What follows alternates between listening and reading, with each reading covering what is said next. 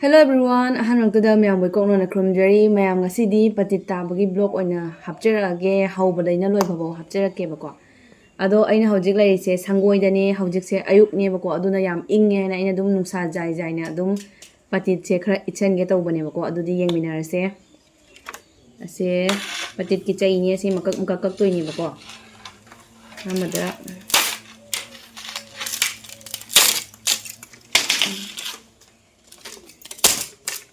Jangan lagi Patit je koi na on matamda kap ama muk sangan ngani bako kap ama muk sanga kanda koi na thudek toine Patit je koi na kap ama muk sangan le bako kap ama sanga kanda semaina chai na thudek so na thudek pida ba makak se na ma olaga semaina thudek se semaina na thudek ni adu dara matungda Patit Itpa se jam wai bako khwang yam nai ai tare khwang ga ngaksam mari ga se yam nai aduga khudchu singli hanba ai ising hanba hore bako khudop si banina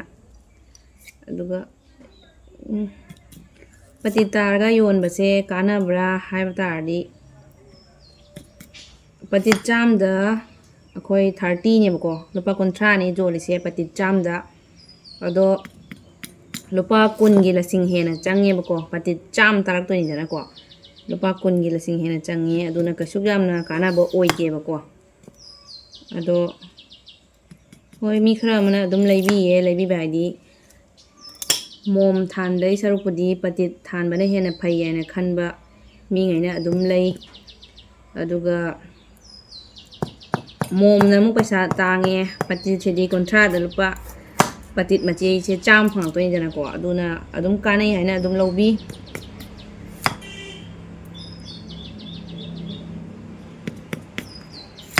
adoi di kontra se di adum lawre kai na di yamna wa ba thabak ni na ko asi amuk sumaina machai se sumaina amuk mabuk se mu ithok toi ne bako Magi mabuk se hunche khidoi ne bako aduga si kan base sitani lawdoi se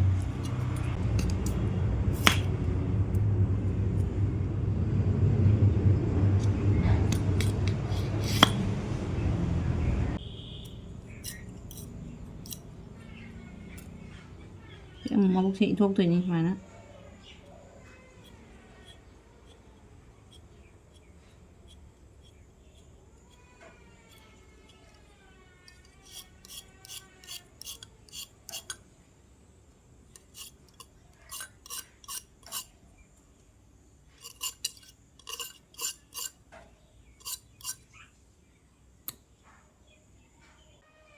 Mayam sigi soria se lai yo ina sizina ba soria ne siga ising aseng ba hape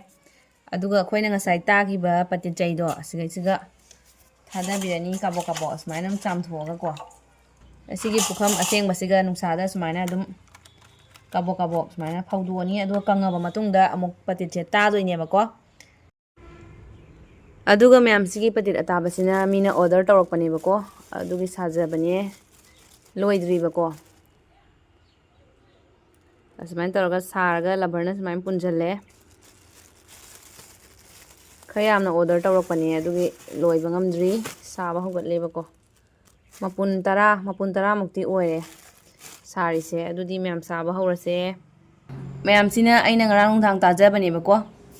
lasing je khara lawjarage aduga taba horage mayam aidi patit je lasing je ta matamda lasing je sum jam laga taba do ngamde bako aduna khutta kitang lawraga smain taba sina nungaye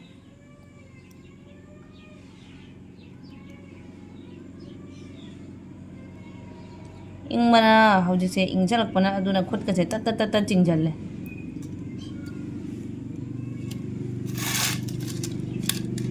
khutka se ekdam lore ngasang ngang mana ingmana lore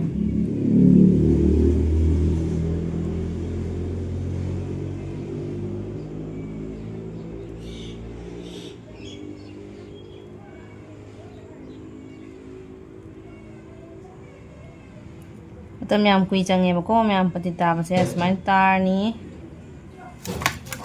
ꯑꯗꯨꯒ ꯑꯃꯨꯛ ꯂꯣꯏꯁꯤꯜꯂꯛꯇꯣꯏꯅꯦꯕꯀꯣ ꯄꯇꯤꯠ ꯆꯥꯝ ꯇꯥꯕꯗ ꯃꯌꯥꯝ ꯈ꯭ꯋꯥ ꯀꯨꯏꯅ ꯆꯪꯉꯦꯕꯀꯣ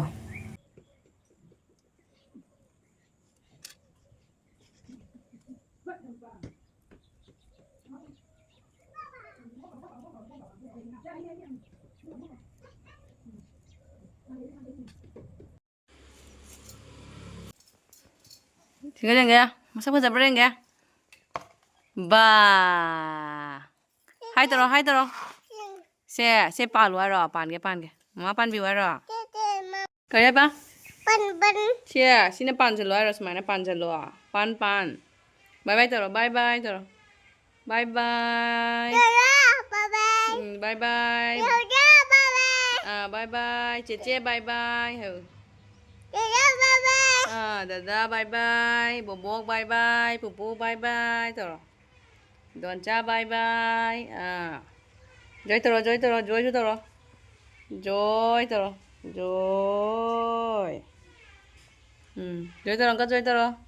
Joy. Bye.